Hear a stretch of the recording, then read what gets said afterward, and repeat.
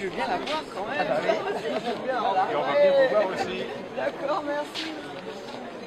Et oui. Bonjour. Voilà, je peux vous saluer.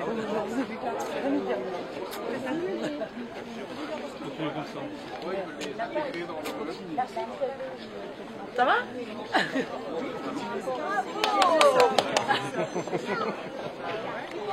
Je vais pour vous 100%. Ah, très bien. Ça y est, on voit le bout du chemin là. Voilà. Il faut, Bonjour, madame. Il faut que vous arriviez. Depuis tout à fait les dernières fois, ça va bien vous? Ça va. Voilà, ça le va. moral. Ah bah le moral est bon. Ah, c'est bien. On voit un peu le bout du chemin, mais Je pense qu'on est bien. ah, il a fallu du temps pour comprendre. Hein. Cher qu'en France, on est un peu timide comme par ici. Ça commence à se diffuser. Ça commence à se diffuser, oui. Un bon, on sent bien. Ah bah c'est-à-dire qu'au bout d'une année de socialisme, ils se rendent compte que ça va pas, ça vaut pas mieux que les autres, quoi. Il n'y a pas fallu longtemps. Non, il n'a pas fallu longtemps. Ce qui est malheureux, c'est que voilà, il faille une situation dramatique pour que tout le monde s'en rende compte. Prenez une bonne fessée pour bien comprendre. C'est ça. Bon, enfin, Voilà. Hein, bon, déjà ici on voit le bout du chemin. Pour le reste, c'est déjà pas mal. Allez, bonne journée. il préférera faire boire un café avec vous. Bonjour monsieur. D'aller tracter. Bonjour messieurs, nous on se connaît. Bonjour, ça va? Bonne journée. Ça va, ça va. Alors, qu'est-ce que vous en pensez de la série Madame Le Pen? Ah, je suis Qu'est-ce que vous en pensez contre de M. madame. Hollande qui va attaquer les pauvres Je pense que c'est une, innocents je pense que en c'est une Syrie? folie. Pardon? Je pense que c'est une folie d'intervenir en Syrie. Dans son goût, hein. Voilà. Et je l'ai dit haut et fort, avec un certain courage. Je l'avais déjà dit d'ailleurs pour la Libye, au passage. Et donc je pense que cette situation va être dramatique, et notamment pour les pays voisins. Voilà. Mais c'est bien de faire entendre sa voix sur ce sujet. Hein. Je pense qu'il n'est pas en train d'attaquer l'Europe, il est en train d'attaquer les terroristes. Ça, c'est des vrais terroristes. Et Ils nous, sont on en va train de faire comme ils ont fait Voilà. en Libye. Il avait 8 millions de travailleurs et maintenant il y a plus de 10 millions de chômeurs. C'est 10 millions qui sont en train de mourir. Pour rien parce qu'ils ont attaqué un pays. Non, mais je veux dire, c'est des Ils ont attaqué un pays auquel ils n'avaient pas le droit d'attaquer. Voilà, exactement. Ben, écoutez, je suis bien contente de savoir que vous nous soutenez dans ce combat. Bonne journée. Ah là là, Ricardo.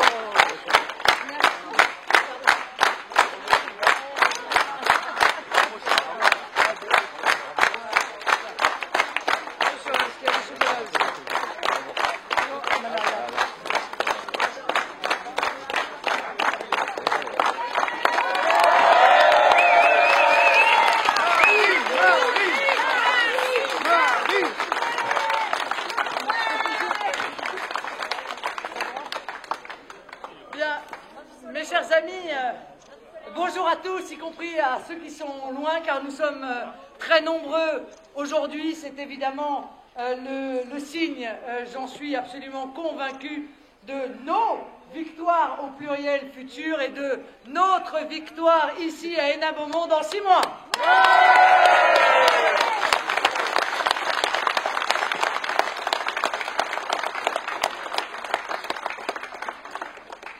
À vous, j'ai presque rien à apprendre puisque, vous le savez, je vous considère un peu comme l'avant-garde.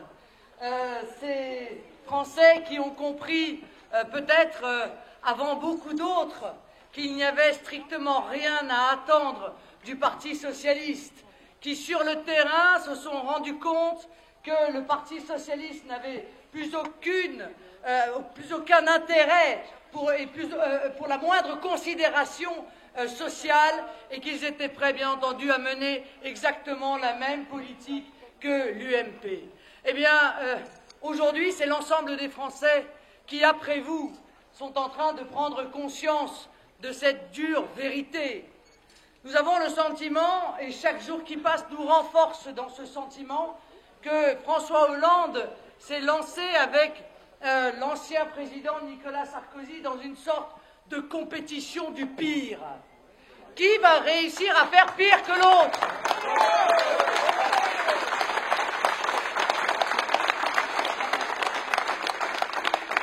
Qui arrivera à mettre le plus de délinquants en dehors des prisons? Ah.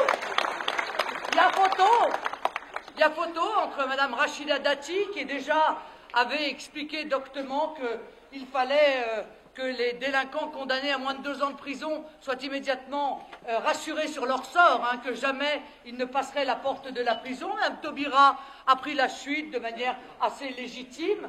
Elle, c'est en dessous de 5 ans que les magistrats pourront laisser libres les délinquants, au risque, bien entendu, et vous le savez, parce que tous les jours apporte cette actualité dramatique, de voir ces délinquants et ces criminels réitérer ad nauseam leurs méfaits, avec toujours plus de victimes qui se sentent toujours moins reconnues, toujours plus humiliées, toujours plus maltraitées. Alors, en ce qui concerne la compétition de qui va mettre le plus de délinquants dehors, moi je dis qu'objectivement, il y a une égalité parfaite entre le gouvernement de Nicolas Sarkozy et le gouvernement de François Hollande. Qui mettra le plus d'immigration dedans? Là aussi, honnêtement, il y a photo, puisque M. Manuel Valls est arrivé à la tête du ministère de l'Intérieur en disant « Écoutez, moi, je ferai comme Nicolas Sarkozy ». Bon, ça veut tout dire. Ça ne rassure pas, évidemment, sur les conséquences de cette politique sur la France, où l'on continue dans une folle politique d'immigration massive, anarchique, avec des signaux qui sont évidemment entendus au-delà de nos frontières qui n'existent plus. On en remerciera l'Union européenne, mais nous aurons l'occasion d'en reparler dans le cadre de la campagne européenne qui s'annonce également. Et chacun d'entre vous peut remarquer la multiplication des installations illégales de nomades qui aujourd'hui deviennent une des préoccupations principales des Français parce que c'est un phénomène absolument exponentiel, d'autant plus exponentiel que l'UMP et le PS ont voté main dans la main pour l'entrée de la Bulgarie et de la Roumanie comme membres à part entière de l'Union européenne, avec évidemment le danger de voir demain des gens qui aujourd'hui sont en situation de clandestinité être demain en situation, à cause de cette décision, en situation légale, et donc que les 10, 100, 1000 deviennent 10 000, 100 000 demain, avec toutes les conséquences en termes de logement, puisque vous avez vu que partout en France, le logement d'urgence est complètement saturé. Si vous rajoutez à cela une augmentation de 74% dans les 5 dernières années des demandeurs d'asile, il y a effectivement une overdose totale en la matière, et c'est là que le bon sens consistant à dire que nous aimerions tout de même maîtriser nos frontières, savoir qui entre et se maintient sur notre territoire, et accorder les aides sociales qui ne sont que la conséquence des impôts que nous payons, profiter d'abord à nos compatriotes français. Ça paraît être l'évidence, ça l'est pour nous, mais manifestement ça ne l'est pas pour eux. L'autre compétition, c'est qui mettra le plus de Français au chômage. Alors là aussi, honnêtement, on peut dire qu'il y a photo, puisque chaque mois qui passe, malgré les grandes déclarations d'optimisme du gouvernement de Hollande, mais les mêmes qu'on avait entendues sous Nicolas Sarkozy, souvenez-vous, Mme Lagarde, elle venait tous les 2 mois pour dire que la crise était derrière nous. Eh bien, ça n'a pas changé. Tous les 2 mois, M. Moscovici vient nous expliquer que pas du tout. Il y a des signes de reprise. Où? Au loin, là-bas. Oui, mais où précisément? C'est tellement loin que vous ne pouvez pas encore les voir. Effectivement, parce que nous, ce que nous voyons de près, c'est encore une augmentation de 53 000 chômeurs dans les catégories A, B et C au mois de juillet. C'est un effondrement des investissements privés et la dégradation terrible du marché du travail, l'augmentation spectaculaire de la précarité. Est-ce que vous savez, par exemple, que 84% des embauches du tertiaire dans le premier trimestre 2013 ont été effectuées en CDD, en contrat à durée déterminée, c'est-à-dire des contrats qui sont évidemment des contrats qui laissent les Français dans la précarité. 84% des embauches dans les entreprises de plus de 50 salariés sont des CDD. 59% des embauches dans l'industrie sont des CDD. C'est ça l'amélioration que l'on nous vend à longueur d'ondes et de plateaux télévisés. Voilà, c'est se moquer, encore une fois, des Français, c'est faire fi de leur lucidité et de leur bon sens. L'autre compétition, là encore, il y a photo, hein, moi j'ai du mal à les départager, c'est qui va créer le plus d'impôts.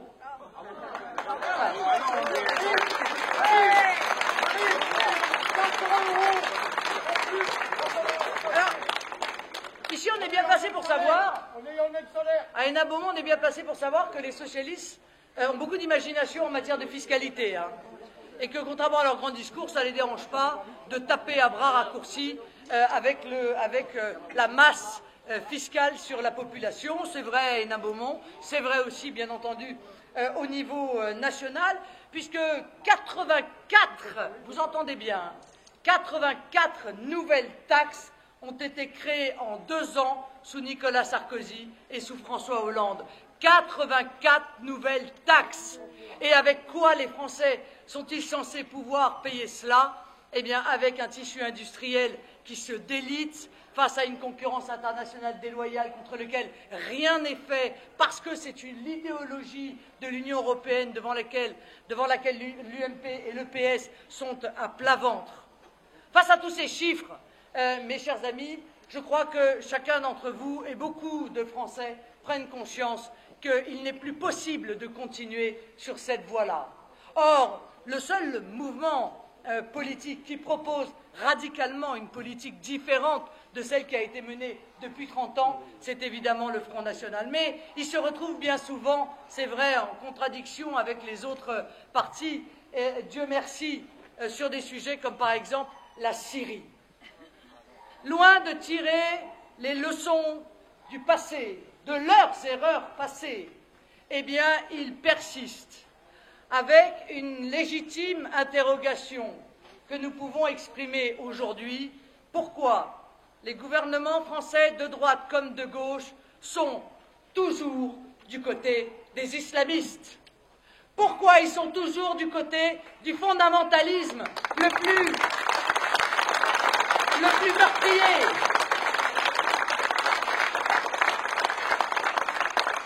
À quoi rime d'avoir combattu contre les fondamentalistes au Mali, si c'est quelques mois avant pour être d'accord avec eux, à leur côté, les soutenir, les armer en Libye, et faire la même énorme sottise demain en Syrie, au risque de voir l'ensemble de ces pays dirigés par des fondamentalistes qui feront comme en Libye, à savoir imposer immédiatement la charia. Mais pas seulement. Mais pas seulement. Car les fondamentalistes islamiques, Al-Qaïda et toutes ces tentacules vont sentir évidemment se pousser des ailes. Et c'est sur notre territoire que nous subirons les conséquences du développement des réseaux que ces mouvements terroristes financent. Je le dis, mais je ne suis pas la seule, puisque M. Valls, qui avait contesté le fait qu'il existait des filières multiples en France de ces fondamentalistes, a fini devant l'évidence par l'admettre. Je ne vous parle pas des conséquences géopolitiques de cette intervention armée que nous aurons, évidemment, que nous serons les premiers à subir. Du coup, que cela va être à nouveau pour la France au moment où nos déficits non seulement ne se résorbent pas, mais continuent à s'aggraver, où notre dette atteint des plafonds absolument inouïs. Je vous avoue, quand l'UMP donne des leçons sur comment est-ce qu'on résout le problème de la dette, c'est presque une plaisanterie qu'on devrait intégrer dans une émission d'humour. Parce que je vous rappelle tout de même au passage que Nicolas Sarkozy avait juste aggravé la dette de 600 milliards, une paille. Bon. Et que François Hollande, d'ailleurs, est parti sur le même trajet. Au moment où la pauvreté augmente dans notre pays, au moment où la souffrance monte des rues de France, au moment où les Français n'ont jamais été aussi inquiets pour leur avenir et pour l'avenir de leurs enfants, l'intégralité de l'énergie dépensée par des responsables politiques dignes de ce nom consiste à se concentrer pour apporter en France des solutions, pour apporter aux Français des solutions. Ouais. Bravo. Bravo.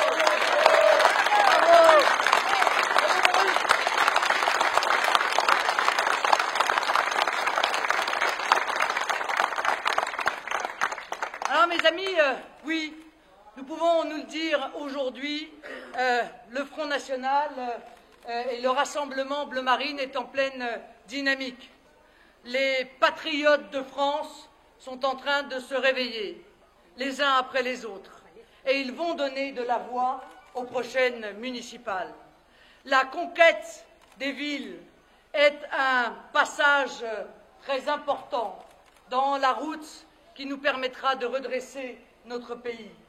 Et je me félicite de pouvoir vous annoncer que nous avons investi 600 candidats aux municipales pour l'instant.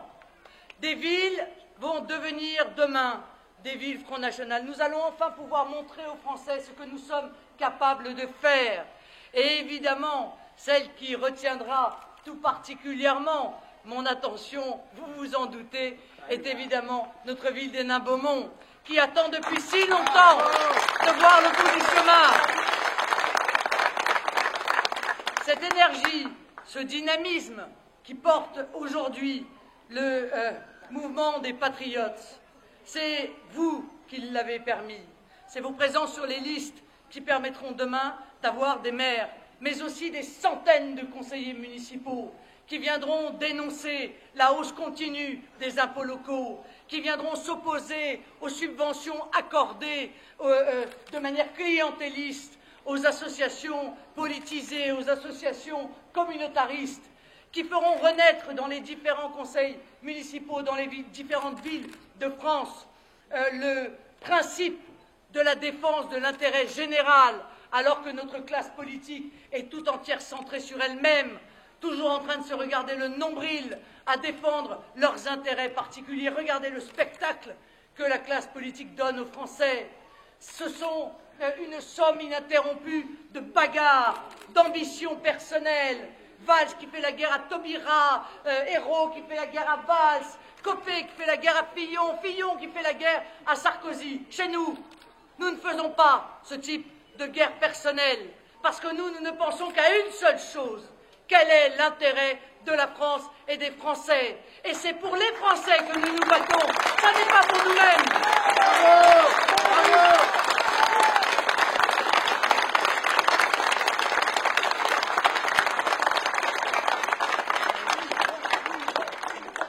Alors, oui, je peux vous dire qu'on va avoir sacrément du travail, mais que nous nous engageons dans ces batailles, d'ailleurs, municipales et européenne, non seulement avec un bel optimisme, puisque les études d'opinion semblent nous dire que la poussée est inéluctable, que la vague, comme nous l'avons appelée, poursuit son déroulement, portant aujourd'hui, mais nous ne sommes qu'à 6 mois des municipales, nous pouvons espérer des scores bien plus importants que cela, mais par exemple, Marseille à 25%, même dans les très grandes villes où nous étions parfois en difficulté, eh bien l'on voit les Français de plus en plus nombreux à nous faire confiance.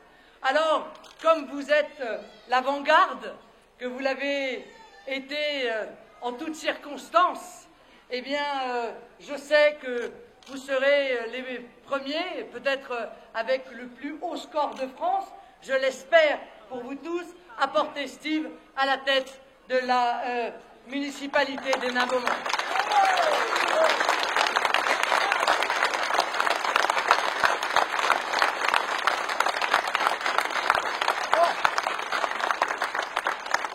Notre très haute position dans les études d'opinion, évidemment, va nous valoir la coalition de la caste, qui ne manquera pas de venir tenter de nous mettre des bâtons dans les roues, parce que notre arrivée au pouvoir, c'est la fin de leurs privilèges à eux. Alors vous imaginez bien qu'ils ne vont pas assier la branche sur laquelle ils sont assis et qu'ils mettront toute leur énergie main dans la main, comme ils ont su le faire par le passé à Hénin-Beaumont, appelant les uns à voter pour les autres. Ils mettront toute leur énergie pour tenter de gêner notre progression, pour tenter de la ralentir.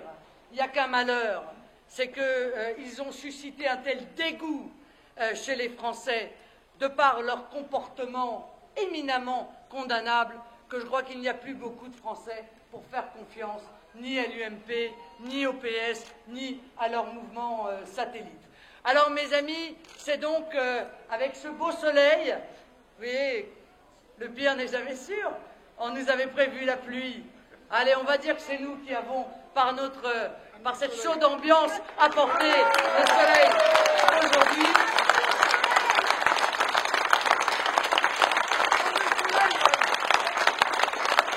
C'est par ce beau soleil que je vous enjoins donc toutes et tous à vous lancer dans ces batailles électorales qui vont être essentielles et qui vont marquer des étapes fondamentales dans notre marche vers le sauvetage de notre si beau pays, la France. Merci à vous tous.